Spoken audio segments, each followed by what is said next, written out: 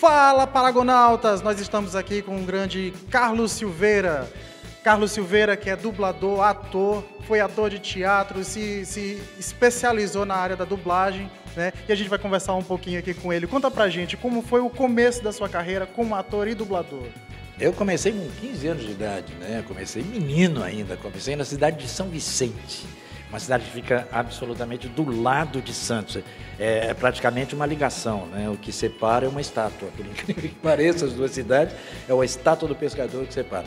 Eu estudava em São Vicente e aí apareceu um pessoal do centro dos estudantes de São Vicente procurando atores, coisa e tal. Quem é que quer fazer teatro amador? Eu não estava afim de fazer, mas um grande amigo meu estava afim de fazer, e estava com vergonha de ir, coisa e tal. Eu achava teatro uma coisa ridícula, achava uma bobagem, assim. Oh, meu Deus do céu, eu sempre criticava demais. Muito drama. Muito drama, achava aquilo ridículo. E aí eu fui lá com ele para dar uma força para ele. No final das contas, eu passei no teste. E as pessoas diziam que eu era ótimo. Nossa, você é muito bom, você é muito bom. Imagina isso para uma criança de 15 anos de idade. Encheu a bola. Encheu a bola do moleque, né? E aí eu comecei a fazer, comecei a descobrir esse mundo, né? O mundo da arte, o mundo do teatro, que as pessoas acham que é assim, né? Você decora um texto, vai lá e diz a sua poesia. Pronto, eu estou fazendo teatro. Não é isso. Teatro você tem toda uma, você como formação de ator, você tem toda uma preparação, você faz aula de dança, você faz aula de canto, eu fiz acrobacia, ou seja, tem um monte de coisas que circundam o teatro, porque você não pode entrar num palco sem saber como é o seu corpo, como é que você trabalha com ele, o que é que você faz com o seu braço, com a sua perna. E como foi essa transição do teatro para a TV, dublagem? Conta pra gente como foi. Isso tudo que eu estou te falando foi em Santos, São Vicente, né, onde eu fazia teatro amador, numa época em que o teatro amador era uma coisa muito importante nesse país. Eu, em 67, eu fui para São Paulo para começar a fazer, então, o teatro profissional, que era o meu... Aí passou a ser o meu grande sonho, né? Eu já estava mais ou menos com uns 20, 21 anos. E o grande sonho da minha vida realmente era fazer teatro profissional, ser ator para o resto da vida. E aí eu fui para São Paulo e comecei a fazer uns outros cursos mais fortes de especialização. Fiz curso com Eugênio Kuznet, que foi na época assistente do Stanislavski, que é o papa do teatro, né? o que inventou o método de interpretação na União Soviética. E ele veio de lá, refugiado, coisa e tal, e acabou em São Paulo, onde vários atores paulistas fez curso de dança com Marilyn Ansaldi. E aí eu entrei no teatro profissional e aos poucos, graças a Deus, eu fui me destacando e aí comecei a fazer grandes trabalhos. Era a época em que o teatro tinha, assim, cenários descendo, saindo, superproduções. Cada ator tinha uma média de 5, 6 figurinos, eram 40 pessoas em cena. E isso em São Paulo eram 30, 20 espetáculos em cartaz, todos nesse nível. Então nós tínhamos carteira assinada, 13º, férias, fundo de garantia, ou seja, era uma profissão de verdade. E com isso eu trabalhei com a Cacilda Becker, fiz Esperando Godot com ela, trabalhei com Antunes Filho, com Ademar Guerra, fiz vários espetáculos com Flávio Rangel. Um dos últimos espetáculos que eu fiz foi o Amadeus, que eu fazia o próprio, né, fazia o Mozart, e o Raul Cortez fazia o Salieri. Mas só que com o AI-5 que aconteceu dentro desse país, com toda a ditadura militar e coisa e tal, a educação e a cultura foi cada vez mais atrofiada, né? Fechou o círculo. Fechou o círculo. E nós que éramos funcionários da cultura, éramos funcionários da educação, ficamos ilhados sem ter muito bem o que fazer. Então aí começamos a fazer mais comédias, que na época existia uma coisa chamada censura, né? Então você tinha que montar a peça, com cenário, com figurino, com tudo pronto, produções perfeitas, e aí mostrava para a censura. A censura dizia assim, não está aprovado, e você perdia tudo. Ou então está aprovado, mas com os seguintes cortes. Então, o que aconteceu com tudo isso? Nós fomos obrigados a fazer comédias idiotas, uma atrás da outra. E a sua experiência na TV, como foi? Você começou com a Band, como foi? Eu comecei com a Band na época que eu estava fazendo A Cozinha com Antunes Filho. Então, no elenco, tinha um ator chamado Everton de Castro, que estava fazendo o Sítio do Pica-Pau Amarelo. Mas não o Sítio Pica-Pau Amarelo que vocês conhecem hoje da Rede Globo. Era o Sítio Pica-Pau Amarelo mesmo, do Monteiro Lobato mesmo, né, com o texto da Tatiana Belink, coisa e tal, e era em TV preta e branca. E então eu comecei a ir fazendo televisão. Aliás, um dado muito engraçado é que quem fazia Emília na época era a Zódia Pereira, que é a mãe do Hermes Baroli, ex-esposa do Gilberto Baroli. Então, a mãe do Ceia. A mãe do Ceia. Ela fazia Emília. Então, aí eu comecei a fazer televisão e fiquei uns 4 anos em televisão. Dali eu parti para novela, fui para Record e coisa e tal. E aí surge a Rede Globo de televisão, começa a ficar uma coisa muito diferente, que eu não comecei a gostar mais. E aí eu fui me afastando da televisão, voltei para o teatro e continuei fazendo meus espetáculos, que o que eu amo mesmo fazer, no fundo, é teatro. Né? Mas um teatro. Não esse teatro que se faz hoje, mas eu adoro fazer teatro de verdade. E então nós começamos a fazer essas benditas. Aí eu passei por televisão, fiz vários personagens e coisa e tal. Voltando lá, eu comecei a fazer aquelas comédias todas idiotas. Eu me separei, estava casado, me separei, tinha 2 filhos. E aí eu olhei em volta, eu fiquei com os 2 filhos, né? Eu virei pai solteiro. Existe a mãe solteira e todo mundo diz assim, a mãe solteira, ela se vira, ela isso, ela aquilo. Ok, é verdade. Porque depois eu fui pai solteiro, eu vi como é que é. É uma barra, gente, que vocês não têm ideia do que é.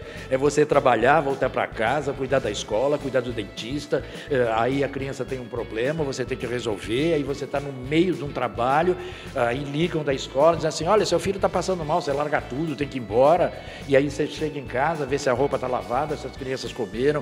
Gente, ser mãe solteira não é brincadeira.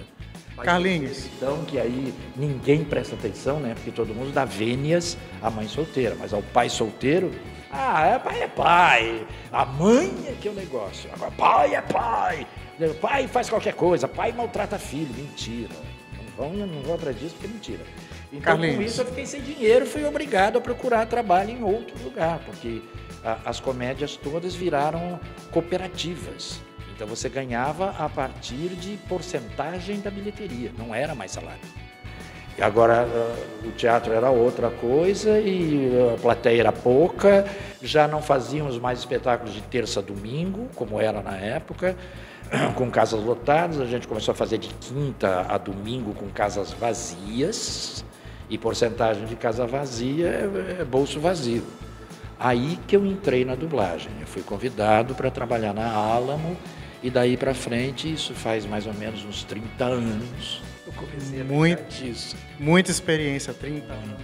Tem desde já 50 anos de experiência no teatro e agora 30 anos na dublagem. Como é? Experiência de 50 anos de ator, né? E tanto faz você fazer teatro, fazer televisão, fazer cinema, fazer comercial, tudo isso são áreas do ator, né? E a experiência da dublagem, conta pra gente um pouco os personagens que você interpretou, os personagens que você ficou mais conhecido. Bom, eu tenho o Gollum do Senhor dos Anéis, né, que é uma loucura, aquilo deu um resultado fantástico. O Chaka do Cavaleiro do Zodíaco, que deu uma visibilidade louca. Eu faço o Asterix, do Asterix Obelix, o Juiz do Medabotes, e daí vai. Fora disso, eu dublo o Woody Allen, tudo que está na Netflix do Woody Allen é meu. Eu tenho uma série, tem várias séries que estão na Netflix, que vão para o ar e coisa e tal. Eu dublo o Dustin Hoffman. Olha, um monte de coisa que eu nem lembro de tudo isso. Agora, o mais fantástico de tudo é que o teatro você tem a plateia que te diz, que maravilha, você tá bom, ou que péssimo, não suporto o seu trabalho. É uma reação imediata. Né? A televisão... As críticas da dublagem é diferente. Não existia, né? Na verdade não existia, porque o ator, quando ele está fazendo televisão, ele tem o visual dele. Então, onde ele vai, todo mundo diz assim, é fulano, é Beltrano. O teatro tem a mesma coisa. Agora, a dublagem não, a dublagem sempre foi feita assim. Essa é a voz da Shirley MacLaine, aquela ali é a voz do fulano de tal. E acabou. Aquela voz não tem cara. E como é ser reconhecido pela sua voz? Conta pra gente uma experiência em que você, no seu dia a dia, tenha sido reconhecido por algum fã apenas pela sua voz. Ah, tem vários, é muito engraçado isso, é muito engraçado. Eu estava contando uma história agora há pouco, em que um chofer de táxi virou para mim e disse assim, eu conheço o senhor. Eu digo, não, desculpa, você não me conhece. Ele disse, conheço, o senhor vai em casa sempre. Eu digo, não, eu não sei nem onde o senhor mora, quanto mais se eu vou na sua casa. Assim, não, o senhor está mentindo para mim. Eu tenho certeza que o senhor é muito familiar. O senhor é muito familiar, o senhor vai sempre lá em casa. Eu digo, não vou. Ele acabou brigando comigo. Aí eu falei para ele que eu dublava. Ele disse, não, o senhor está mentindo. Não dubla nada, o senhor pensa que é artista. O senhor não é artista nada. O senhor vai lá em casa. E brigou comigo. Ele ouvia a sua voz constantemente em casa e achava que... Aconteceu agora, eu vindo agora para o Maranhão, aconteceu de eu estar porque eu tenho no meu celular, como a gente gravou o Cavaleiro do Zodíaco na década de 90, e nunca mais pegamos nisso, né? Não sei em algum game, alguma coisa que a gente pega, mas a massa mesmo foi lá em 90. Então, eu preciso, cada vez que eu vou aos eventos, eu recordo isso, então eu vou assistir, e eu tenho no meu telefone, no meu celular, eu tenho isso. E eu estava sentado com um fone de ouvido, vendo, né? E passou, e tinha um rapaz do meu lado. Aí, quando estava descendo aqui, ele olhou para mim e disse assim, posso fazer uma pergunta? Eu digo, pode. Por acaso, eu nunca vi uma pessoa da sua idade ligada em Cavaleiro do Zodíaco. O senhor gosta do Cavaleiro do Zodíaco? Eu disse, olha, eu faço o Cavaleiro do Zodíaco. Aí ele disse, fala mais um pouco. Meu Deus! Aí ele teve vontade. Aí ele percebeu o tom da voz. Percebeu quem era eu. Disse, meu Deus, eu viajei junto com o Chaka. Tadinho, ele ficou muito nervoso. Eu imagino eu teria a mesma reação também. Foi muito engraçado. E acontece, isso acontece muito.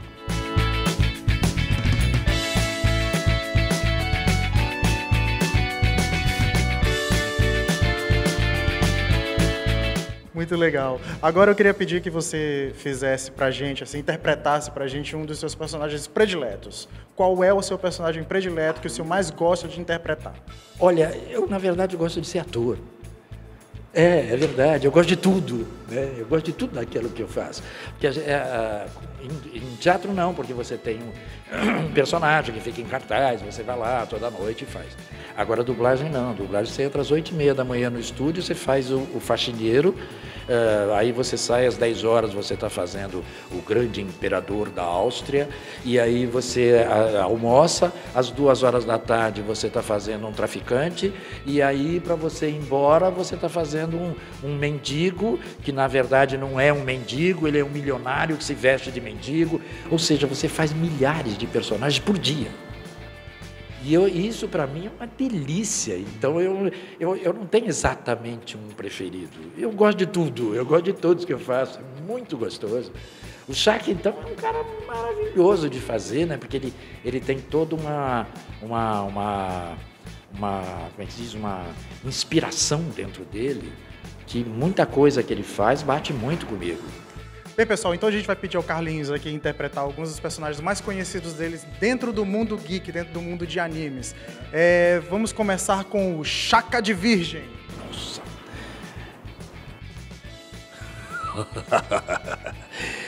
Então, vocês estão aqui para fazer uma entrevista com o Chaka? Imagina, eu, o cavaleiro mais próximo de Deus, ser entrevistado. Nunca. Tesouro do céu! Perfeito, eu tô todo arrepiado. Arrepiamos. Senhor Kaiô. Ô, Goku, não vá por aí! Ali está seu inimigo! Cuidado, Goku! Perfeito. Asterix. Vamos lá, Obelix! Vamos correr! Pega a ideia fixa e vamos acabar com esses romanos! Vamos lá, Obelix! Muito Rapossai, rama meio. Vocês todos têm que perceber que o mundo é incrível, que há um grande equilíbrio. Quem é aquela menina ali? Ai, meu Deus, que fofinha! Ai. Perfeito, muito massa. Muito impressionante ouvir isso, a gente fica todo emocionado, fica todo arrepiado. Agora eu quero te perguntar assim, se eu quiser ser dublador, o que eu preciso? A primeira coisa que você precisa para ser dublador é ser ator. Ou seja, você tem que fazer uma escola de ator, se registrar no Ministério do Trabalho, porque é uma profissão regulamentada. Então você tem que ter o registro no Ministério do Trabalho, que a gente chama de DRT, Departamento Regional do Trabalho. E depois você parte para as especialidades do ator, que já são outros cursos. Você pode se especializar em televisão, em teatro e inclusive em dublagem. Existem escolas para tudo isso. Muito interessante. Então, Carlos Silveira, muito obrigado por essa entrevista. Eu agradeço, imagina. Agradeço muito o carinho de vocês, essa cidade tão bonita, tão gostosa. É muito emocionante falar com o Chaka pessoalmente. A gente vai, de repente, aqui enfrentar uma Batalha dos Mil Dias, Saga versus Chaka. Muito interessante mesmo. Muito obrigado pela presença aqui. Obrigado. E, Paragonautas, não se esqueçam de se inscrever no nosso canal. Se puder, dê aquele joinha no nosso canal, né, nesse vídeo. E eu fiquei nervoso, peraí. Vai fazer. Eu emocionei. Então, Paragonautas, se vocês gostaram, não se esqueçam de dar aquele joinha nesse vídeo, se inscrevam no nosso canal, que a gente está aqui sempre proporcionando muitos bons vídeos para vocês. Um abraço e falou, Paragonautas! Um abração para vocês todos!